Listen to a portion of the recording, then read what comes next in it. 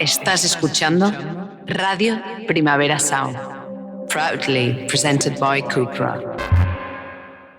Hoy venimos a hablar desde los márgenes, desde el underground, desde lo inmundo, de las películas que nunca se hicieron. Las películas frustradas de John Waters, de Paul Morrissey, de Kenneth Anger y de tantos otros. Y lo hacemos con dos personas que saben muchísimo de underground y también de inmundicia. Marc Ferrer y Julia Beltrán.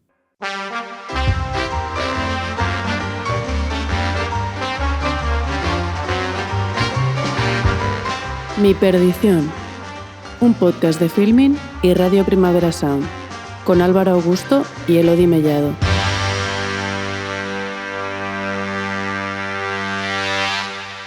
Buenas y bienvenidos a Mi Perdición, las películas que nos perdimos. Llevamos meses hablando del cine que no se hizo y que estadísticamente es más probable que una película no se haga a que se haga. Pero es que eso es cierto y se multiplica por 2, por 4, por 6 y por 8 cuando nos referimos al cine del que venimos a hablar hoy, el cine underground. Ya lo dijo Paul Morrissey, las películas underground eran underground porque nadie quería financiarlas.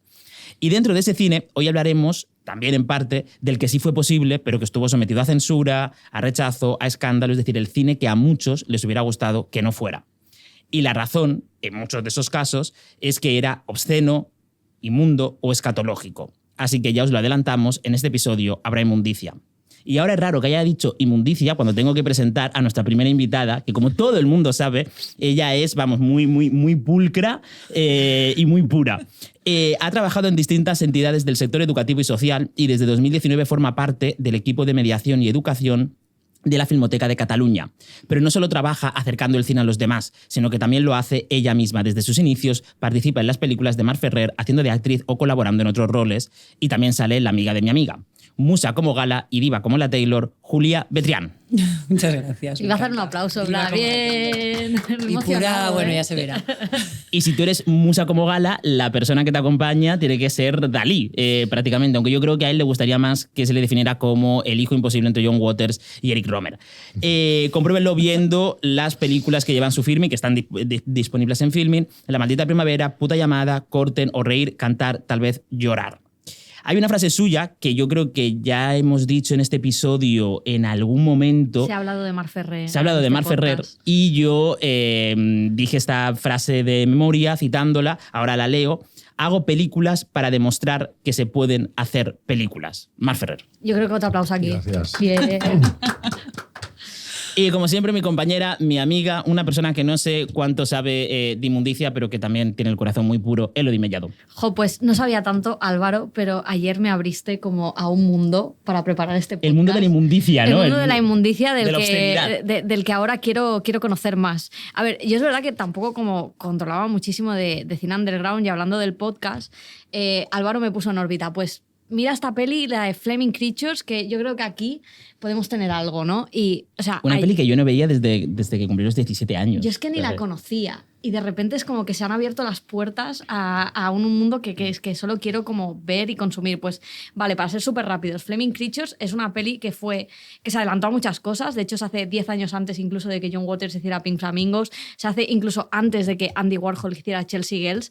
Y es la obra de este cineasta que se llama Jack Smith, que fue como bastante abanderado por Jonas Mekas en aquel momento, el Nueva York de underground de los 60, toda esta comunidad y esta constelación fílmica que se creó, pues acabó generando como estas películas con historias loquísimas y una de ellas es Flaming Creatures. Es una peli que en aquel momento rueda con $300, que he buscado el equivalente y ahora no sería como 3.000 euros, en plan rollo que podría haber hecho un Berkami perfectamente para rodarla. La hizo con celuloide que robó en una tienda, en plan en la caja de ofertas, él coge, la roba y la rodó en un ático de Nueva York con unos colegas suyos en los que se dice que probablemente bajo la influencia de las drogas. Es una peli de 45 minutos absolutamente radical, donde se muestran escenas de sexo, entiendo que no simulado, penes en primer plano, personajes travestidos. Es una absoluta locura. Hay un momento en el que empieza a haber un terremoto y son todo cuerpos, primeros planos. A mí incluso hubo momentos que me recordó a pelis de animación como Belladonna of Sadness, ahora que la tengo como muy reciente y he hecho esas conexiones. Y fue flipante porque es una peli que Mekas la ve y que dice... esto tiene que ser como el ejemplo del nuevo cine americano, ¿no? Y él intenta que se proyecte la película, porque claro, en aquel momento también, ¿dónde vas a proyectar una película de estas características que estaba incluso cercana o no al porno, en el sentido de que era muy explícita, pero que ellos, claro, la entendían como una película erótica, pero sobre todo artística y poética, ¿no? Entonces empiezan a hacer proyecciones y básicamente pues a la policía no le parece bien, eso lo consideran que es una película obscena y empiezan como a detener la proyección en muchas... Confiscan las copias, de hecho. Confiscan las copias y tienen como muchos problemas para proyectarla, ¿no? Y de hecho es una historia como que me flipa porque ellos como que tienen muy claro que la película se tiene que ver, ¿no? Incluso Jonas Mekas se lleva la película a un festival belga, en aquel momento underground, y el ministro de Cultura belga se ve que se pone como súper en contra, en plan, esta película no se va a proyectar. O sea, imaginaos el equivalente ahora, sería como muy loco, ¿no? Que de repente un ministro de Cultura, no, esta película no se puede poner porque es obscena. Y de esa anécdota me parece... Cuidado que a lo mejor esos tiempos pueden volver, o sea... Sí, por eso, o sea, que todo también es como muy cíclico. Y lo que más me flipa esta historia es que no les dejan proyectar la película, cogen las latas de película, se las llevan a la habitación de hotel de Mekas y hacen un pase clandestino en el que están gente como Jean-Luc Godard o Agnès Varda, ahí viendo esa película. Y es como muy fuerte porque... es una película que acaba como juntando toda una constelación de cineastas y a mí me gustaría sacar a colección a otra cineasta que he descubierto y que ahora es como mi obsesión desde hace muy poquito. Desde hace unas horas. Desde hace unas horas, que es Barbara Rubin, que no la conocía, pero, o sea, estuve buscando en plan, bueno, pero ¿quién era coetáneo a esta persona, Jack Smith? Que era una persona como muy controvertida y con un... Debía tener una personalidad como muy conflictiva, porque a pesar de que Mekas le defendió muchísimo, de hecho arriesgó su propio dinero, fue juzgado Jonas Mekas por la proyección de esta película, de hecho condenado incluso. Susan Sontag fue una de las personas que fue al juicio a testificar que la película era arte y que no tenían por qué banearla. Yo justo te voy a interrumpir porque tengo un detalle y es que cuando Mekas es condenado, 50 años después, el fiscal que le condenó le envió un mensaje y lo tengo aquí, lo voy a leer tal cual. Léelo. Aunque mi apreciación por la libertad de expresión y mi aversión a la censura se desarrollaron más plenamente a medida que maduraba, debería haber actuado antes con más valentía. Esto es la carta de disculpa que le envía el fiscal a Mekas 50 años después de haberlo procesado. Es fuerte eso. Entonces, claro, o sea, eran como toda esta constelación de cineastas haciendo este tipo de cosas y dentro de eso busqué como en plan, vale, pero ¿qué más peña estaba haciendo cosas aquí? Y me salió el nombre de Barbara Rubin, que me parece que tiene una historia fascinante. Es una chavala que se mete en esta cultura del underground neoyorquino a la edad de 17.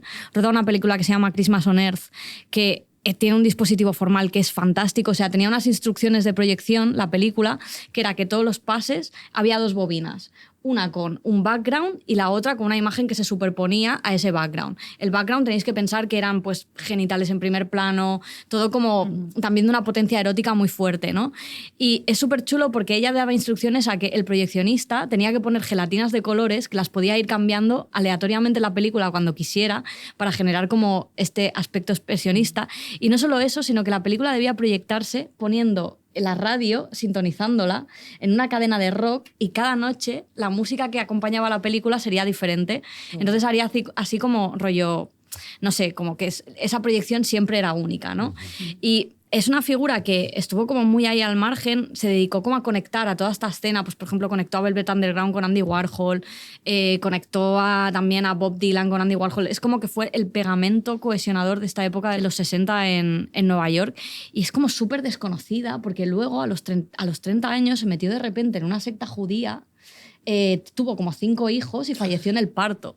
O sea, y toda esta como carrera que podía haber sido majestuosa y que podía haber estado a la altura de Andy Warhol y todos estos, se quedó como truncada. Y es muy interesante porque tiene una película, una secuela, que yo creo que esto sí que podría ser el tema del podcast, de las películas que no se hicieron, porque contempló una secuela de Christmas on Earth, esta que he comentado, con gente como los Beatles, que ya han salido también en este podcast, Marcelo Mastroianni, Marianne Faithfull, las Supremes, Pablo Neruda, de Kennedy Family, Miles Davis o Vincent Price, entre muchos guest stars que quería ella incluir en esta película que evidentemente nunca se hizo. Era una soñadora total. De hecho, este es el el último proyecto que se le conoce que intentó levantar. Intentó levantar. Lo intentó levantar y no lo consiguió, pero siempre era como que yo me lo imagino que en fiestas o en sitios cuando se reunieran, ella hablando como de este proyecto, ¿no? En plan, lo voy a hacer y va a pasar. Incluso le envió una carta a Walt Disney pidiendo si le financiaba la película. Y esto existe, hay un documental fantástico sobre Bárbara Rubin, que de hecho ganó en el Festival d'Art de Barcelona en 2019, que se llama Bárbara Rubin y el Nueva York del Underground, que recomiendo muchísimo porque es como de estas figuras que dices, pero ¿cómo puede ser que esta persona existiera y tuviera una vida tan fascinante? Y no solo eso, sino que y esto me gusta mucho cómo la describen, que era una persona que se dedicaba a conectar gente y a como descubrir este talento, ¿no? Y también me interesa mucho una parte de esta historia, y es que toda esta constelación y órbita de directores lo que hacían es que también se reunían alrededor de cines y de sitios para poder proyectar este cine que evidentemente las cadenas de exhibición comercial no iban a proyectar. Incluso muchas veces, no solo eso, sino que este tipo de plataformas han servido para financiar a cineastas. Y no sé, me llevó mucho como a pensar en el presente y también en joder, qué guay que existieran como estos núcleos artísticos y creativos que se apoyaban entre sí, que se daban a conocer, que hacían este tipo de películas que eran muy difíciles de verse o que ni siquiera a veces podían verse. Y no sé, este es como el tema, lo que he descubierto, lo que quería traer, porque ya habéis visto que estoy muy emocionada y muy fascinada. Ahora como de repente solo quiero ver este tipo de cine. Bueno, yo iba a decir que tú hablabas de una época donde también podríamos mencionar a muchos otros, es decir, claro, a Paul Morrissey, a Kenneth Anger, que tienen una cosa en común, y es que yo no sé por qué la gente cuando deja de hacer cine underground pasa siempre a Paul Morrissey se convirtió en un cristiano fundamentalista, Kenneth Anger se hizo satanista, o sea, quiero decir, no sé, hay una deriva. En Nueva York, ¿no? Yo creo que fueron las drogas, ¿no? Como Sí. que al final de un mal viaje la gente se aferraba a cualquier cosa y esta cosa muchas veces era la religión, ¿no? La que ha O pasado con grupos Fabio así. McNamara. Exacto. Aquí pasó con Fabio McNamara, es verdad. Es Sí, fuerte sí. que es este recorrido, y yo creo que el tema de la resaca de las drogas es como muy trazable, ¿no? Porque justamente con Bárbara Rubin se comentaba esto, era una tía que se drogó muchísimo durante toda su veintena y que empezó siendo drogadicta a los 17, o sea, con anfetaminas recetadas incluso por los médicos y tal.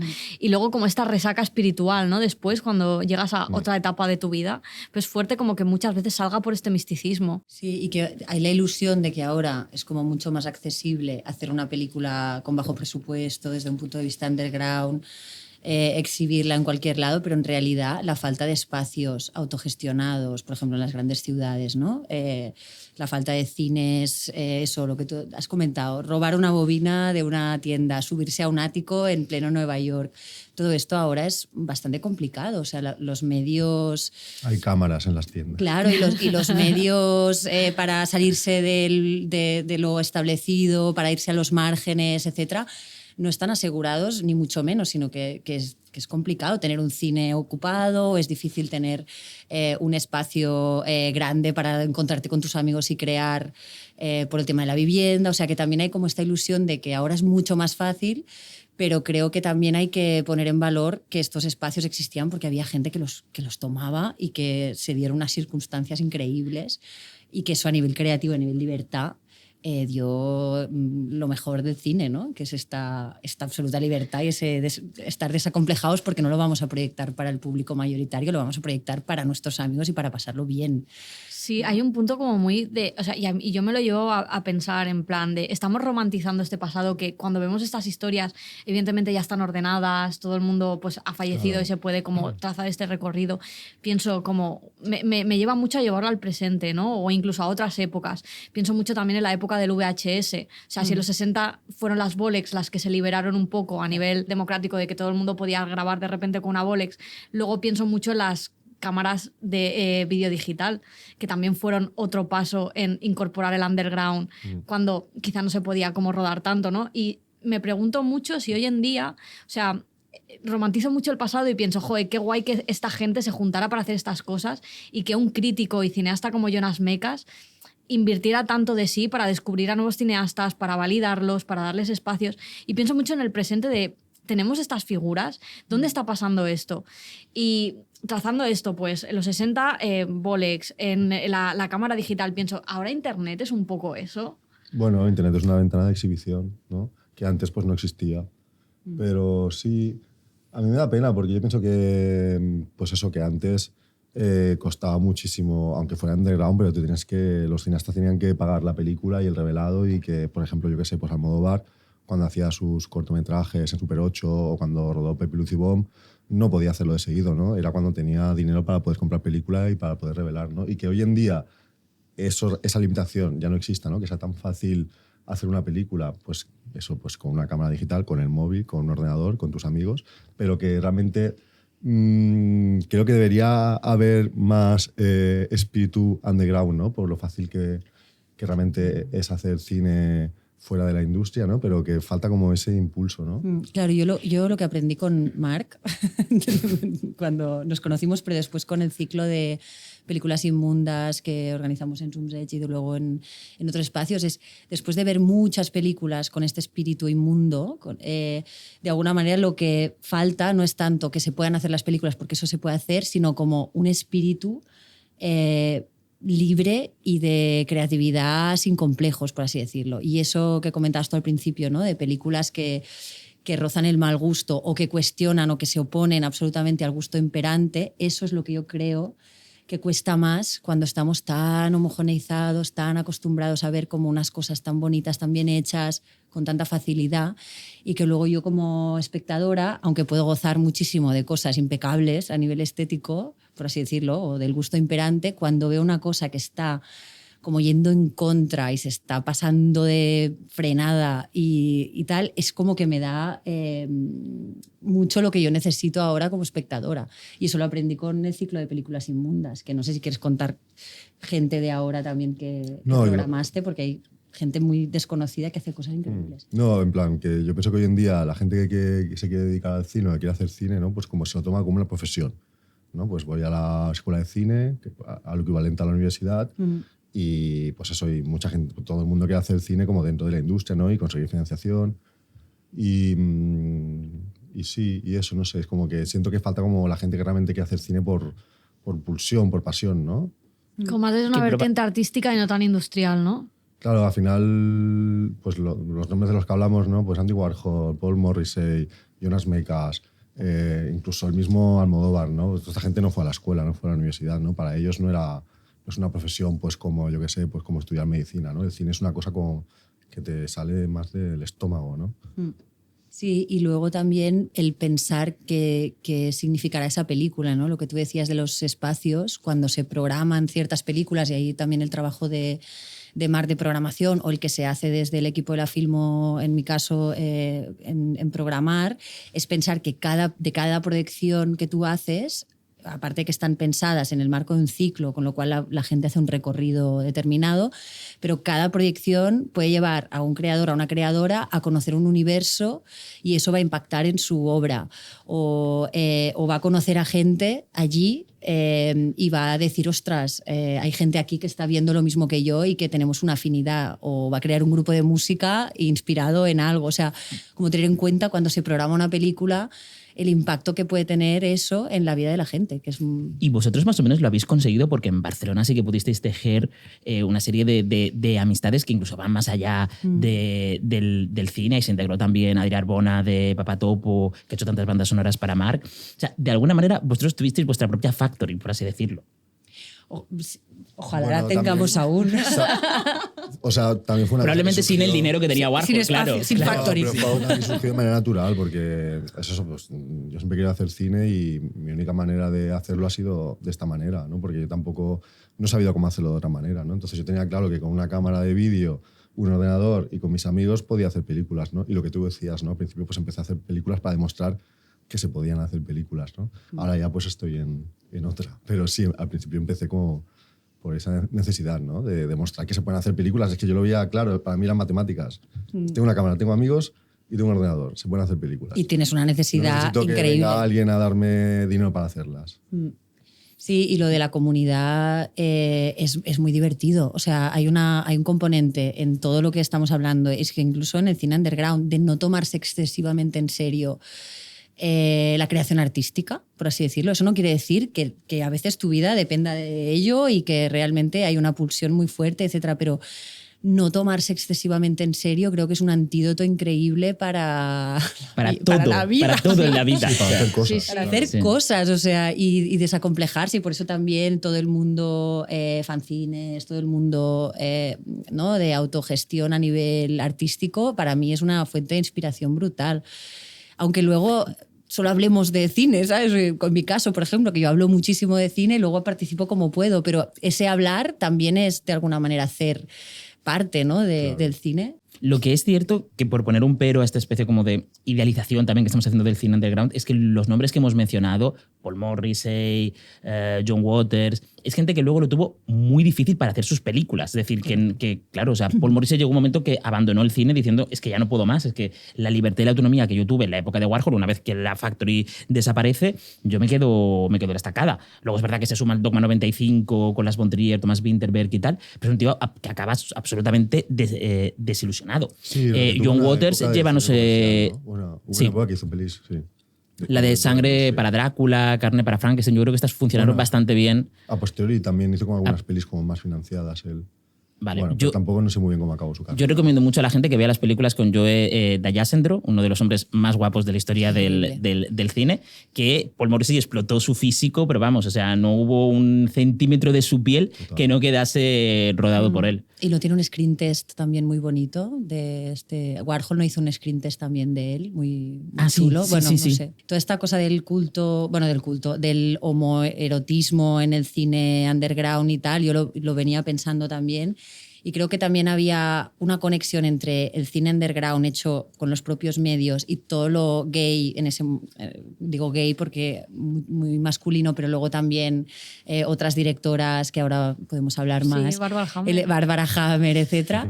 Pero que creo que también tenía que ver, o sea, casa perfectamente el espíritu queer y el espíritu de ir contra la norma y de sentirte fuera del sistema con hacer un cine que no responda a las normas marcadas en Hollywood, ¿no? Y que no esté dentro del sistema de la heteronormatividad. Claro, porque Creo ahora que ahí salen los mejores. Porque ahora es diferente, pero antes iba cualquier autor con una historia queer y evidentemente dentro del el circuito comercial, por así decirlo, el circuito mainstream, nadie te lo iba a financiar. Es decir, por el simple hecho de querer contar una historia queer, o lo hacías en los márgenes y lo hacías en el underground, o directamente no lo hacías. O sea, pienso ahora el caso de Jean Genet de Una canción de amor. Tú pronuncias el francés mucho mejor que yo.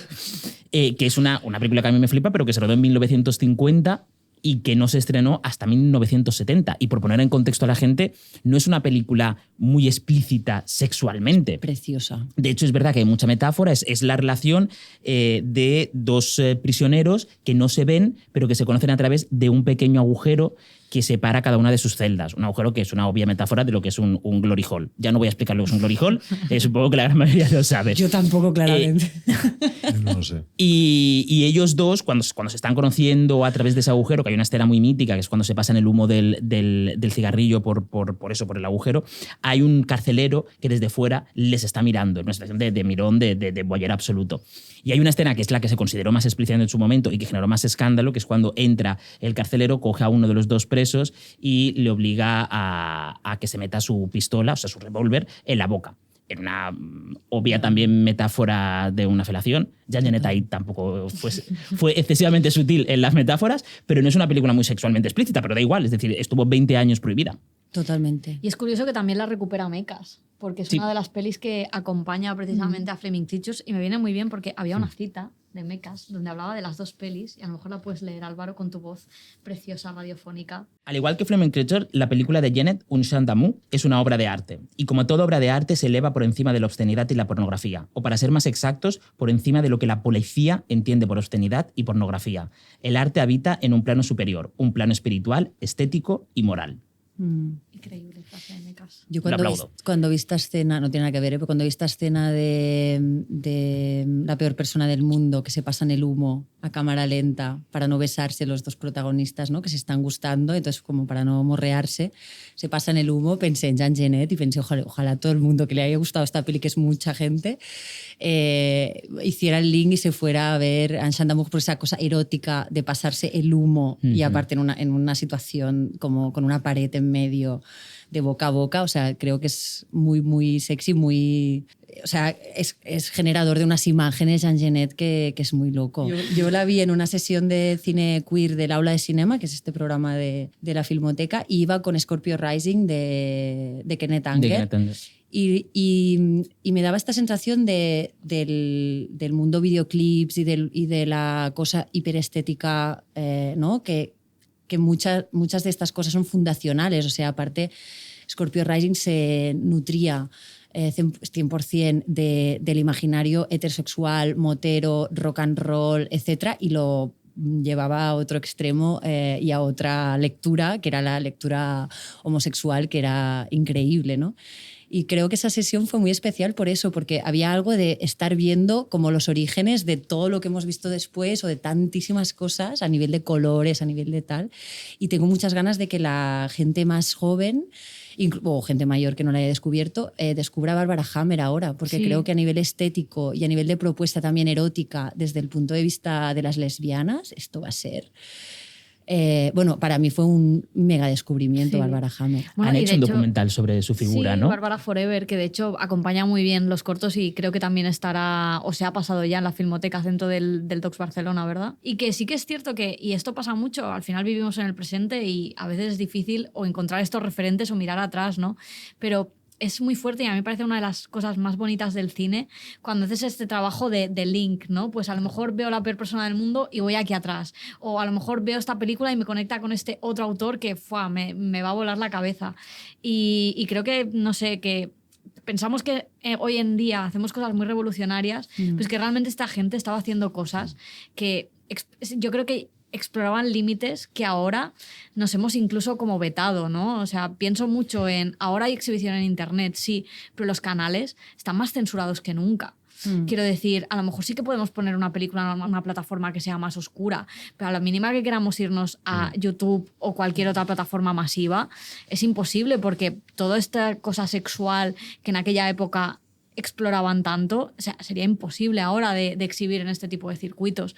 Entonces, que pienso que también eso que tiene un valor y que a mí personalmente me resulta como muy interesante toda esta época del cine. Sí, de hecho incluso se ha perdido, creo, el espíritu este, ¿no? Como de provocar. Podría surgir ahora una figura como John Waters y una película como Pink Flamingos, por poner lo que es el ejemplo, digamos, más paradigmático Yo del pienso que cine sí. inmundo y del cine underground. Yo creo que existen ciertos círculos que sí que están rompiendo con ciertas escenas y pienso mucho en, sobre todo, esta generación de cineastas trans que está sobre todo creciendo entre Canadá y Estados Unidos. Pienso mucho en Jane Rothburn, la directora de I Saw the TV Glow o de We Are All Going to the World's Fair, que se ha generado como alrededor toda una comunidad de cineastas trans que están haciendo cosas muy radicales, también exhibidas en circuitos como muy independientes. Pues pienso en Louise Weber y su película Castration Movie, que es una antología de películas de casi 5 horas rodadas en una cámara mini DV, súper radicales, que su acercamiento a lo trans, incluso al sexo, me lleva mucho a estas épocas.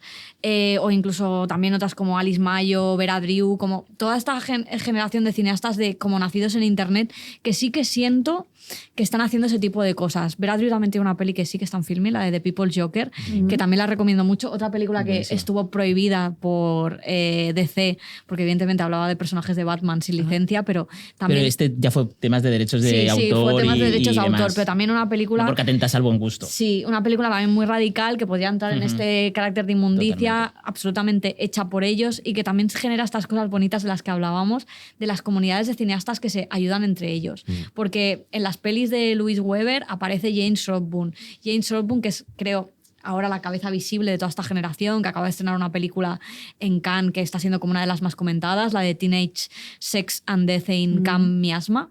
Es un slasher. Sí, que es un slasher, de hecho, que yo tengo muchísimas ganas de ver esta película y que está como ella, que es la cara visible, la que está llegando más lejos, ayudando a sus colegas, pues produciendo sus pelis, protagonizándolas no, pero haciendo quizá pequeños cameos para tal y a mí me resulta muy bonito cuando pasa esto y cuando lo puedes explorar como desde el pasado, ¿no? Y decir, pues mira a esta gente que gracias a esta sale en esta peli, luego se ayuda en esta otra peli y también pasa con vuestro cine. Sí, es como una arqueología incluso. Yo he visto en los últimos años como mucha gente joven también referenciando a Marc.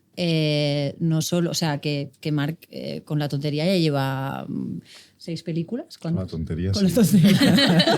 O sea que para mí es como que hace nada y ha generado también como una pequeña escuela de personas que han decidido hacer películas y que las están haciendo igual en el marco de un académico y se dan cuenta de que la academia les lleva para un tipo de, ¿no?, de producto que saben que es una ola y que está bien reconocido y que mucha gente es como Marce Remi Faro, ¿no? Como vamos a intentar que nadie nos diga cómo tenemos que hacer las cosas, hacerlas nosotros mismos, esta idea de la amistad. Y no sé si, por ejemplo, hablar de, bueno, aparte de Zaida, obviamente que forma parte de la misma generación que Mar con la mía, mi amiga, pero también de... Persona que ya le hemos dicho, es la que hace posible este podcast. Exacto, o sea, Hoy no nos acompaña, pero Zaida en Alma siempre está con nosotros. O sea, la mejor directora de comedias románticas que tenemos ahora mismo en este país y lo que le queda.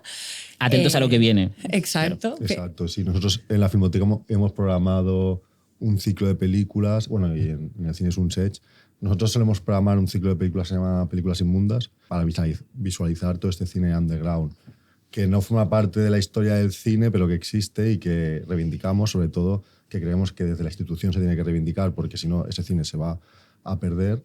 Y por ejemplo, pues hemos proyectado películas de Los Cinco Cucas, que también era un colectivo de cineastas LGTBIQ+, iba a decir, maricones, que hacían películas también en grupo, ¿no? Eran 5 directores de cine, maricas, que financiaban ellos sus propias películas.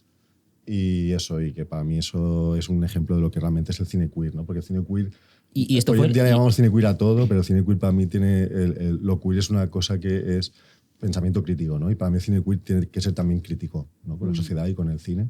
Iba a decir que Los Cinco Cucas es de finales de los 70, ¿no? Sí, Si no sí, recuerdo mal, por darle un poco de contexto a la gente que no conozca. En Frankis, o sea, Se dice, yo no sé dónde lo he escuchado, pero que Los Cinco Cucas fueron los que enseñaron a Almodóvar a sonorizar sus Super 8s.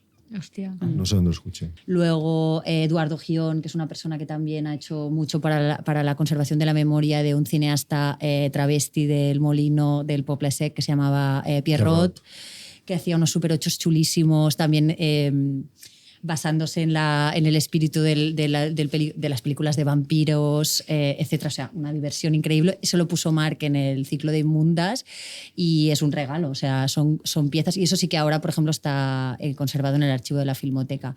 Pero más allá de conservar, que es súper, súper importante y primordial, hay esta cosa de poner en sitios donde, ¿no? Aparentemente donde no tendrían toca, que ¿no? estar cosas... y eso les da un nuevo sentido a las obras, ¿no? Y, por ejemplo, a mí me gustó mucho ver Besar el Santo de Angie de la Lama, que es una chica muy joven de Madrid, que hizo... Bueno, de Sevilla. Es de Sevilla, Pero bueno, perdón. sí vive en Madrid, o vivía. Ella vino a un rodaje de Marc, El Corazón Rojo, en una escena muy divertida en casa de Paco, en la que Paco le da como un biberón con somníferos a mi hijo de 10 meses. Y que más Young Waters que esto, ¿no? O sea, es como increíble esa escena. Y vino Angie porque te contactó, porque había visto tus películas de antes y quería conocerte, y venía como a una feria de fanzines o algo así. Y al cabo de poco Angie nos envió una película que había hecho que es chulísima, que se llama Besar el Santo, y que luego se proyectó en Zoom Edge, por ejemplo. O sea, tuvo distribución totalmente independiente. Cero, pero sitios como el Zoom Edge reciben esta película y dicen, ostras, sí, vamos, la ponemos. Y hay muchos ejemplos de estos, de cosas que se han puesto en el ciclo de Inmundas, que no sé si quieres contar, por ejemplo, la de La Trini, o sea, estas películas que realmente son muy 2000eras, hechas... O sea, Bueno, también hemos intentado recuperar eso como un cine underground que se hacía también, pues yo qué sé.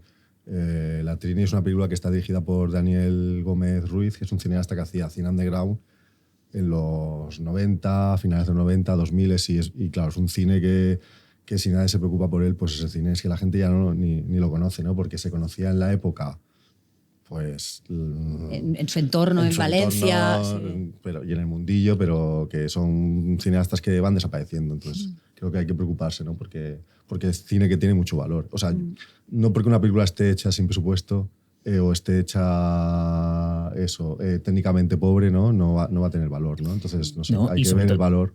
De hecho, sí que es... Ay, perdón, Álvaro. No, iba a decir que muchas veces tiene una influencia fundamental en la propia historia del cine. O sea, Hablábamos antes de Kenneth Anger, para ponerle un poco de contexto, fue el autor de Hollywood Babilonia, un libro como superventas, dividido en 2 partes, que hablaba de grandes cotilleos, de las grandes divas y de los grandes divos de Hollywood. Y es un tipo que nunca llegó a hacer un largometraje, es decir, sus películas duran 30 minutos, son muy difíciles de encontrar, todas tenían una estética así como más bien pobre, si quieres decirlo así, era profundamente queer, y es un tipo que ahora mismo lo citan Gaspar Noé, Martin Scorsese, bueno, John Waters, evidentemente. O sea, un tipo que es muy difícil encontrar sus películas, pero bueno, que un genio como Martin Scorsese lo tiene en un altar. O sea, Claro. este tiene underground, luego tiene una repercusión. Claro. Y Almodóvar, por ejemplo, también fue muy influenciado por John Waters o por Andy Warhol, ¿no? Por Paul Morrissey. Y eran cineastas que en ese momento igual no eran tan conocidos, ni estaban tan consagrados, ¿no? Y Blondet, ¿no? O sea, Blondet es... Sí, bueno, hay un cineasta, se llama Jim Baker, que hizo una película que se llama Blondet, que proyectamos también en la Filmoteca. Que ¿De es qué una año es? Va a ser chulísimo. Pues Blondet será del 89, creo. Muy bien. Bueno, es un cineasta que es como el eslabón perdido entre John Waters y Greg Araki, ¿no? Y hizo una peli, pues, lo que hablábamos antes, ¿no? Desde un colectivo que se llama ZTV, que hacían películas en Los Ángeles, en la costa de Los Ángeles, y las proyectaban en una galería y hacían películas pues en esa época ya en vídeo. Y es una película que, no sé si tú la has visto, ¿no? La vi en el ciclo, fantástico ese pase. Es de mis pelis favoritas. Yo lo gocé tantísimo, o sea, Sí. te di tanto las gracias después. Y es que es una película desconocida que nadie conoce absolutamente. Es un cineasta que solo hizo esa película porque él es conocido porque él es también el escritor. Entonces tiene mucha obra escrita, Novela. ¿no? Entonces, como escritor queer sí que es más conocido dentro del mundillo. Con lo que comentabas del tema de la recuperación, yo sí que estoy muy contenta de que en estos últimos años siento que sí que está habiendo una voluntad por parte de algunas compañías de recuperar y restaurar estas obras. Y sobre todo pienso mucho en estas películas rodadas en cámaras en aquel momento. No sé cómo está rodada Blondet, está rodada con una cámara de una mini DV. Es vídeo. Es vídeo. Sí. Que está viendo como Un una formato anterior, porque era de los 80. Sí, 80. pero como que está viendo esta labor de recuperación, pues por ejemplo hay una label de Blu-rays en Estados Unidos que es Vinegar Syndrome, que está haciendo como todo este trabajo de toda esta época del vídeo, de recuperarlas, restaurarlas, ponerlas en Blu-rays. Además hacen también entrevistas para acompañar las pelis, introducirlas. O sea, que siento que sí que está habiendo cierta escena hoy en día que está haciendo por recuperar este tipo de pelis. En ese sentido también, gracias a esto de Vinegar Syndrome, yo descubrí otra peli que me flipó la cabeza, que es la de Twin Cheeks, que creo que ya la hemos comentado, también de un cineasta queer de esa época, también como los 90, porque se referenciaba a Twin Peaks, y es como una especie de piloto extraño de Twin Peaks reimaginado desde lo queer, pero también muy radical, con... A mí me encanta cómo pone las voces en off, porque son como rollo textos en pantalla que van saliendo como en lateral, y tiene como una cosa como muy de proto-internet también, ¿no? Y que sí que siento que se está haciendo este valor y hay este trabajo, y ahí también agradecer a la Filmoteca por el hecho de que programe estas películas, que también utilizar estos espacios que, como tú dices, que sí que son muy institucionales, que quizá tenemos asociados más a un cine pues muy canónico, que haya resquicios en los que se pueda colar esta otra historia del cine, que además es que no es que solo sea súper influyente, sino que la ves hoy y es mucho más estimulante que mucho del cine canónico que se hacía. Es que dentro del cine que está hecho sin presupuesto, no underground, realmente hay una libertad, hay una frescura, hay un espíritu de experimentar, de provocar, de ir en contra de lo establecido, ¿no? Que eso es que tiene un valor que no encuentras en el cine hecho pues con 2 millones de euros, ¿no? Porque es un cine pues más controlado, menos arriesgado, más acartonado.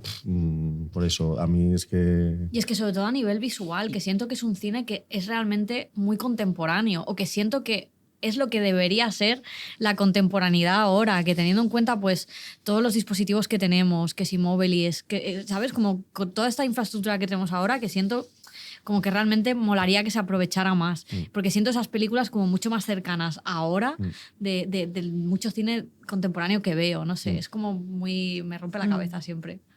Y ahora que hablabais precisamente de riesgo, de urgencia, hay una película que me descubrió Marc hace unos días, porque nosotros antes de sentarnos aquí a hablar, hablamos entre nosotros, no lo parece, pero nos ponemos de acuerdo y nos damos como un par de títulos y recomendaciones y demás. Y Marc me recomendó Las noches salvajes.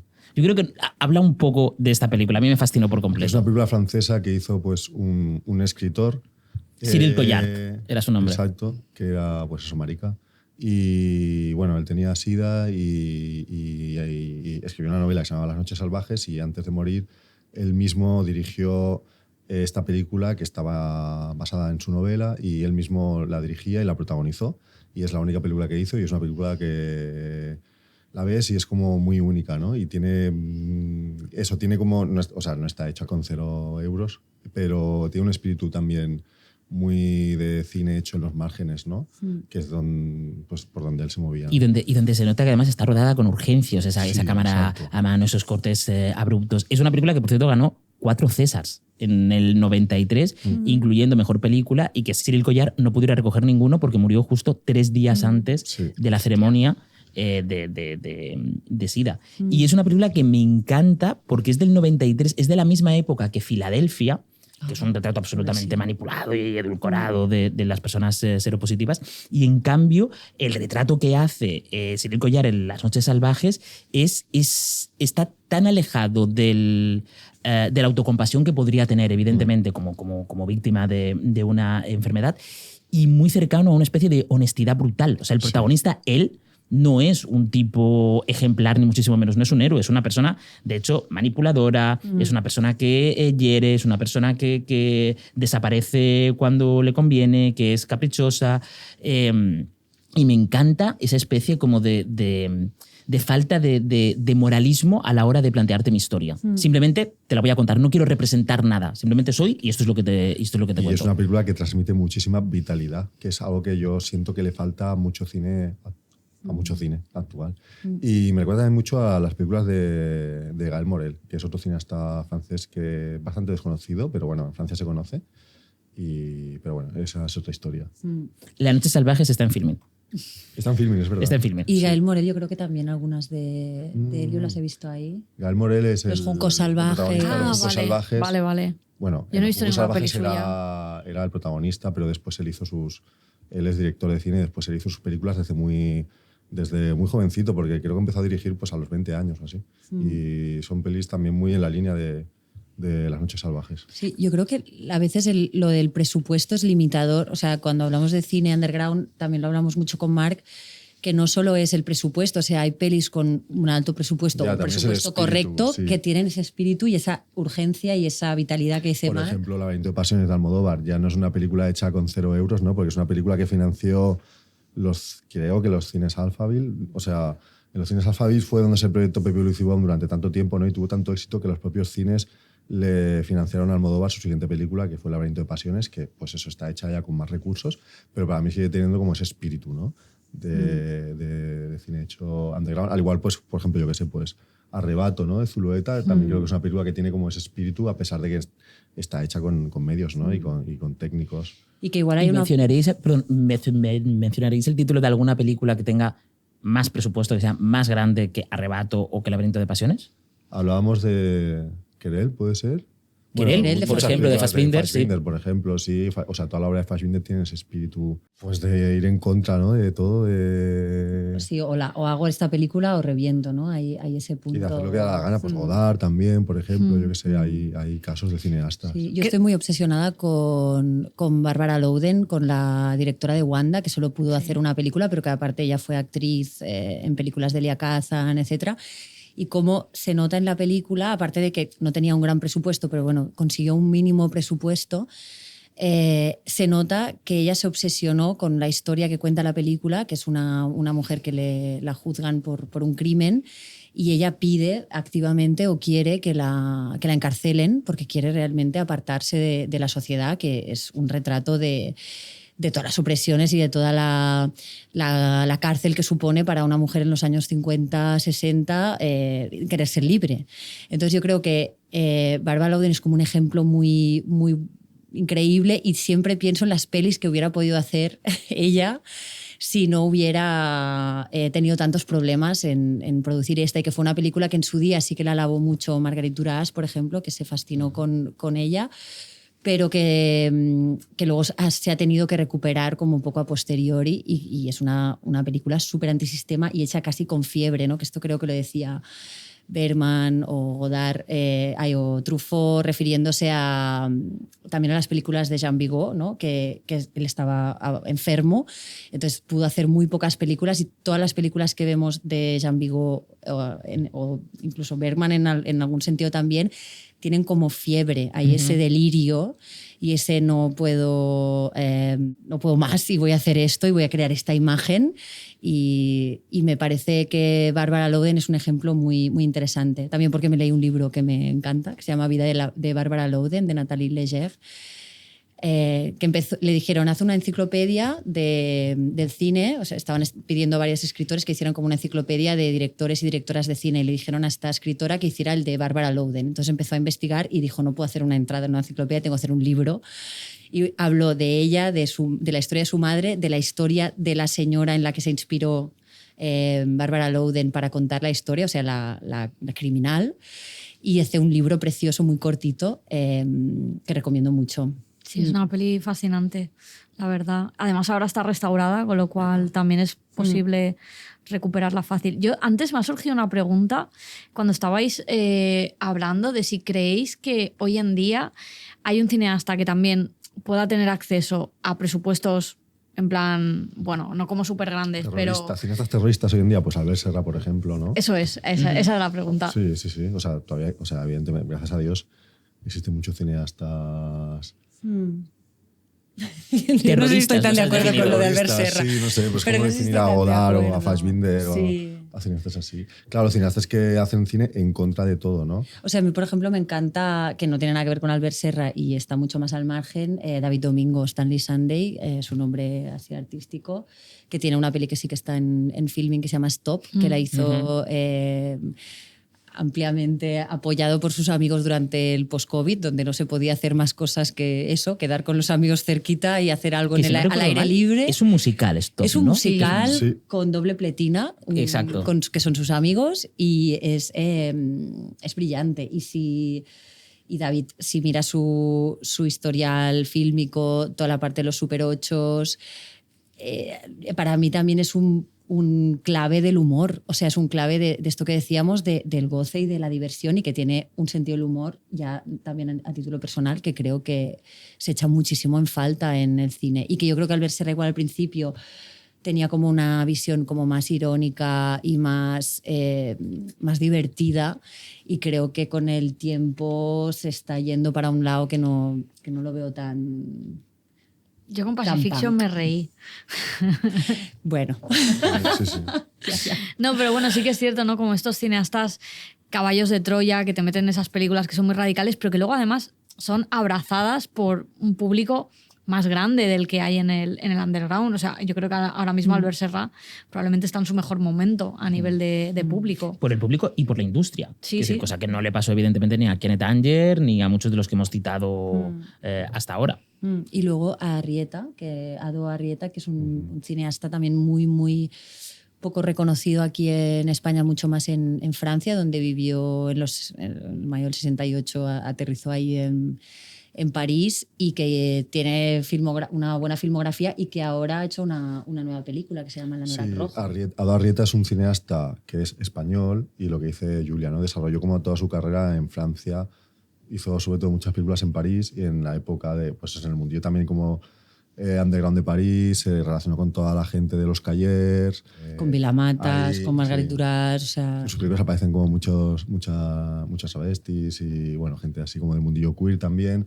Y eso, y él sigue en activo. No desiste. Y es un cineasta que es bastante desconocido. O sea, igual la gente de cinéfila y del mundillo sí que lo conoce, ¿no? Pero en general hay mucha gente que no lo conoce. Yo tengo que reconocer que no he visto nada pues sobre él. Es uno de los directores, ya no españoles, sino en general mundiales más importantes que existen hoy en día en activo.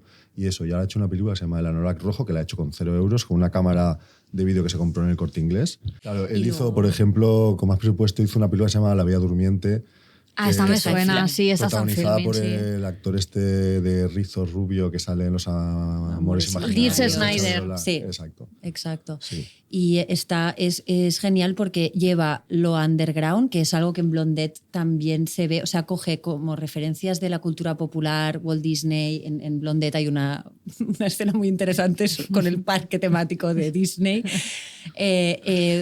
Arrieta está como siempre en el mundo de las hadas, del sueño, del onírico, Cocteau, ¿no? Toda esta cosa, Orfeo, los mitos, y es alguien como muy refrescante. Y es un cineasta culto como no existe como ya nadie, hoy en día. sí, somos muy fans. Hizo una de peli con Adolfo. Anne Wanzewski también, que se Con Anne llama Wanzewski. Les Grenouilles, las ranas, Las ranas. que la rodó en la Costa Brava. En Ampurias, y nos contó muchas cosas de este rodaje que igual en otro podcast. Pero Hostia, pues me dan ganas como de dejar este podcast y de repente irnos todos a ver películas. sí, no, es que ha sido genial y a mí me encanta. Bueno, has hablado de Greg Araki también, que después de ver Blondet, varias personas me dijeron, después de Blondet me ha apetecido ver Greg Araki. Ya También ves. es otro cineasta que Que yo creo que ahora Greg se está Araki, que recuperando, Es Greg justo Araki. lo que iba a decir, Sí, que está ¿verdad? viviendo Sí, como sí. una segunda juventud, por así decirlo. la gente joven le adora y es muy Sí. guay que La pase eso. pringada ha hecho mucho también porque se conozca. Sí, ¿no? no, Porque siempre pues está eso- hablando- es verdad, siempre es está hablando cierto. de él. Eso es guay realmente Bueno, y porque... Charlie X, evidentemente, también. Sí, sí, sí, Por- es la por- que va a salir en su próxima peli, que de hecho creo que, no sé si la habrá ayudado a levantarla y tal, pero que es muy bonito que estas pelis, que, joder, que son increíbles, toda esta trilogía de Nowhere, a mí me gusta mucho también la de Totally Fucked Up, que de hecho creo que me gusta incluso a veces más que Nowhere, no lo sé, pero que son pelis que también, que la ves y que te llevan mucho al presente. Son cineastas que realmente se adelantaron a ciertas cosas, creo, y que por eso ahora el público joven les está abrazando también. Cuando hicimos el pase, bueno, hicisteis el pase de Blondet, estaba lleno de gente, o sea, yo vi mucha gente joven en ese pase y me da la sensación de que, no sé si ayuda, lo hemos comentado también en este podcast, creo que Letterboxd está haciendo mucho, Ay, sí. influencers como La Pringada están haciendo mucho, como para hacer este trabajo de recuperación, porque creo que precisamente también la gente joven se está dando cuenta de que en el cine contemporáneo faltan ciertas cosas. Totalmente. Y es curioso que además sea la figura de Greg Araki que siempre fue como muy fiel a sí mismo. O sea, Greg Araki pertenece a lo que se llamó New Queer Cinema de los años 90 y hay otros directores, pienso por ejemplo en John Cameron Mitchell que hizo Sorbas y tal, pero que luego es verdad que se fue a hacer aquel melodrama con Nicole Kidman, que ahora no recuerdo el título, que Juegos ya Secretos, estaba creo como... que era. Exacto, algo así, que ya estaba como mucho más alejado de un espíritu, digamos, queer o underground que podía tener su primera peli, que si no me equivoco fue Sorbas. Greg Araki nunca hizo eso, no se fue a rodar con Nicole Kidman ni con... Siempre se mantuvo como fiel a un estilo muy concreto y a una filosofía muy concreta que era la suya. Ha tenido cosillas, porque luego hizo esta peli con Shailene Woodley, que también era como súper rara, no me acuerdo cómo se llama, algo de no sé qué blanco, de serpiente blanca, o no recuerdo exactamente el título. Y luego también hizo una serie que yo no la he visto, pero porque está como súper perdida, la de Teen Apocalypse. ¿No conocéis esta La serie? conozco, pero tampoco la he visto. Es que es una serie que hizo también A mí ni me sonaba ahora. con cierto presupuesto y que en principio era como recuperar todas esas cosas que le habían hecho grande, ¿no? Pues eso, Nowhere, todas estas pelis que sí que se recordaban. Yo creo que vi el primer episodio y ya no la seguí porque era una cosa que además, incluso a nivel estético, no le pegaba nada el hecho de ser una serie tan enmarcada dentro como de, ¿sabéis este look que tienen ciertas series? Como una producción muy industrial de serie de tele, que lo ves y dices, hostia, tío, es que aquí no hay nada. Y no vi tampoco más ni cómo la desarrollaba, pero ya como que sí que ha tenido como también estos reintentos y estos reenganches. Parece ser que ahora con la I Want Your Sex, que es la próxima que tiene, ¿no? Greg Araki, que parece ser que sí que puede estar guay, que es la que sale Charlie XCX, Olivia Wilde, y el chaval este que es el hijo de Philip Seymour Hoffman. Que ahora no recuerdo Sí, cómo se llama. Algo tampoco de recuerdo su Hoffman. nombre. Pero que salía en Licorice Pizza y que es fantástico este Sí. chico, a mí me encanta. Qué guay. Pero bueno, Greg Araki, un Sí, grande. también me gusta mucho la idea del refrito, ¿no? Ahora que decías esto que bebe, o sea, como que también creo que el underground no tiene miedo al collage fílmico, ¿sabes? Y a lo autorreferencial. A mí es algo que como espectadora me da muchísima vida y no solo por esta cosa de la cinefilia, de, ay, he visto que esto es un guiño a no sé qué director, que te puedes enterar, pero igual no te enteras, Sí. pero hay algo como desacomplejado de lo purista, de no, esto no, porque esto no pertenece a este género. Y en películas de Marc, por ejemplo, que me acuerdo que un día, ¿no?, hablábamos con no sé quién y decía, claro, Paulino Biota hablando de Godard en un pase del Zoom's Edge, y a la siguiente escena está Tamara cantando con Adrià. Llurena, perdón, Llurena, que Tamara. Y voy un Hablar poco de puta llamada. que no me mate Llurena, que también es un gran referente. En Puta Llamada. Que también Eso ha vivido es- una segunda juventud y la han recuperado Claro. como referente, como icono. Claro, es verdad. Y a mí eso es que me da un gusto también, como que la vida, o sea, nadie en la vida es solo unos referentes o unas cosas. Tú por la mañana puedes estar en una conferencia sobre no sé qué, o parando un desahucio, y por la tarde bailando la Macarena en algún garito. O sea, quiero decir que esa cosa también de entender el cine como un poco como es la vida, creo que también le falta al cine más comercial o institucional, ¿no? Y que el underground nos lo da, y eso es genial. Ser más impuros, a lo mejor, menos petardos. respetuosos, ¿no? No considerar que Más hay cosas petardos. sagradas en la vida, hay muy pocas cosas sagradas. Muy a favor del petardeo. Sí. Pues mira, ahora que hablamos de estar a favor del petardeo y que llevamos no sé cuánto tiempo hablando de cine underground, cine inmundo y demás, yo creo que ha llegado el momento de citar al que seguramente es el padre de todo esto, que es John Waters. Venga, vamos allá. ¿Por qué me miráis? Porque Marc habla de John Waters. Ahora por te favor. toca a ti. Pues John Waters es un cineasta pues, que también empezó su carrera haciendo películas con $0 y de hecho creo que le financiaba sus primeras películas, se las financiaba su padre, y después él hacía pases en su pueblo y con lo que recuperaba de vender entradas le devolvía el dinero a su padre. Y bueno, pues eso, ¿qué queréis que os diga? Si todo el mundo ya conoce a John Waters. Pero Y Multiple sabe de John Maniacs, por Waters. A lo mejor ejemplo, hay la gente que no le proyectaste en las golfas de la Filmoteca, ciclo que comisariaste Sí, también. Multiple Maniacs es una película. Es que muda, ¿no? dentro de- Creo. No, no es muda. No es muda. Hizo una pensaba que peli sí. muda que se llama Mundo Trash o... Sí. antes de Multiple Maniacs, y Multiple Maniacs es ya su primera película sonora y la hizo antes de Pink Flamingos, y no es tan conocida como Pink Flamingos, pero para mí es como de mis pelis favoritas de John Waters. Está rodada en blanco y negro y es la primera peli en la que sale Divine en todo su esplendor, haciendo de... acaba... ¿Tú la habéis visto? No. Yo he visto muy poco de John Está Waters. monstruosa Divine. Qué guay. Yo he visto bastante, Lo pero tiene todo justo esa película. esta no. Pues eso, y después de Multiple Maniacs, pues ya hizo Pink Flamingos y tal, y es un ejemplo pues de eso, de un cineasta que se hizo famoso en el underground, pues como Almodóvar, un poco es la misma carrera, ¿no? Y entonces logró financiar su cine, y entonces pues llegó un punto que ya hizo pues cine dentro de, Y lleva, pues eso, de la industria, ¿no? y lleva como 20 años sin hacer... O sea, yo creo que Los Sexoadictos, que es su última película, se estrenó en 2003 Sí, o John Waters, 2004. claro, también la industria americana es diferente a la española y bueno, sus últimas películas no tuvieron tanto éxito y eso le han imposibilitado seguir su carrera. Pero creo que ahora está como intentando hacer una película nueva. Sí, la adaptación de Mentirosa, que fue su primera novela, que es una especie como de road movie que ocurre en Estados Unidos con personajes así como muy estrafalarios. Yo, ahora que comentabas esto, y recuperando un poco el espíritu de que hablamos de las películas que nos hicieron, quiero hablar de la secuela de Pink Flamingos, que no sé si hay gente que esto lo sabe, que John Waters escribió. Escribió la secuela de Pink Flamingos, se publicó como libro en 2025, pero nunca consiguió la financiación para llevarla a la gran pantalla. De hecho, tuvo una vez conversaciones con unos productores y los productores lo que le prohibieron es que saliese mierda. Porque voy a dar un poco de contexto por si alguien no ha visto Pink Flamingos, pero Pink Flamingos tiene una escena mítica que es Divine caminando por la calle, de pronto ve a un perro defecar y ella pues decide arrodillarse, coger el zurullo, metérselo en la boca, sonreír y guiñando a cámara poner fin a la película. De hecho, hay una Y anécdota... sucede de verdad. O sea, Sucede de Sí, verdad, sí. exacto. No hubo ni que es car- el valor que tiene esa y, escena. y, de hecho se cuenta que cuando John Waters dijo corte, ella lo primero que dijo, escupiendo lo que tenía en la boca, fue ahora sé que estoy enferma. Ay, es que es la Que me mejor. parece una gran frase. Pues cuando pretendía hacer la secuela, John Waters estaba hablando con los productores y estos le prohibieron que utilizase mierda. Y John Waters, muy indignado, les dijo, lo tengo aquí, una secuela de Pink Flamingo sin un zurullo es como una secuela de Tiburón sin tiburón. El público no lo soportaría.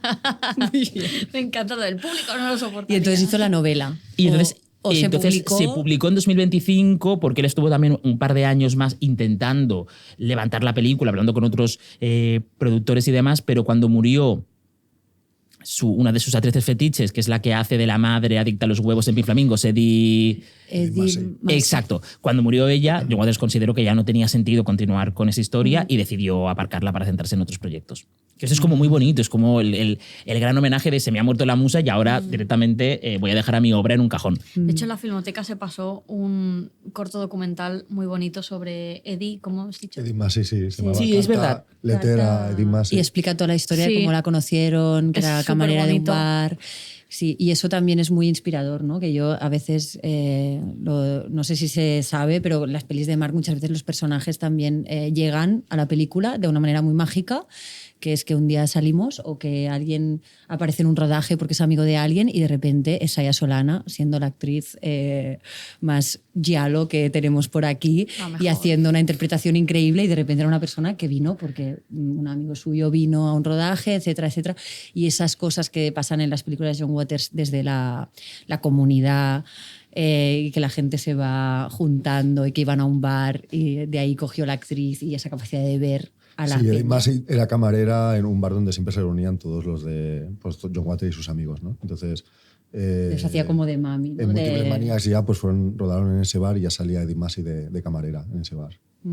Es que lo bonito que es el cine hecho con amigos, ¿eh? Y creo que hemos estado hablando mucho de comunidades que precisamente se sostenían gracias a esto, ¿no? Y de ayudarse mucho, y de en esta peli yo te hago de actriz, en la siguiente te hago de direct foto. Me recuerda mucho a cómo trabajan también en El Pampero.